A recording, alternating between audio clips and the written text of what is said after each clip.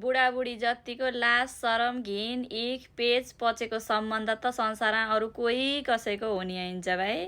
हिजो बेलुकी बुढाबुढीको जातिबित्ती ठुलो झगडा परो, त्यहाँबाट लौ आजै डिभोर्स दिन्छु, यस्तासित फसेँ, बिना काममा कस्ता कस्ता केटा पाउँथेँ भनेर मुहा आएको भए जतिको भने। त्यहाँबाट बुढाले नि जातिबित्ती यस्तैसित फसेँ किचकिचे भनेर जातिबित्ती भने।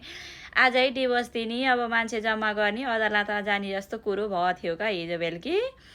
त्यहाँ त फेरि आज त बुढाबुढी टपक्कै दुईटा मिलेर त्यहाँबाट अब ओइ यो बुढो बिना त म बाँच्न सक्दिनँ, यो बुढी बिना त म बाँच्न सक्दिनँ, यो नहुने हो भने त किहारेर बस्ने हो र म भन्दै हुँ नि। त्यहाँबाट एक दिन झगडा गर्दा आदिन फेरि काटमला जाइ हुँ नि, मिल्दा आदिन चाटमला जाइ हुँ नि।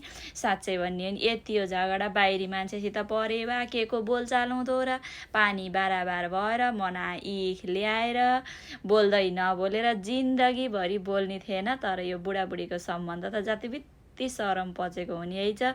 सरम पचाएर गोचेपन्टो लाएर त्यहाँबाट उत्तिखेरै यस्तै हो नि, उत्तिखेरै फेरि झगडा गरेर अब कसको टाउको फोरिने हो भन्ने भएर कलाई छुट्टाउन बोलाउने हो भन्ने हुन्छ का। कति सरम पच्यो सम्बन्ध हुने है छ्या।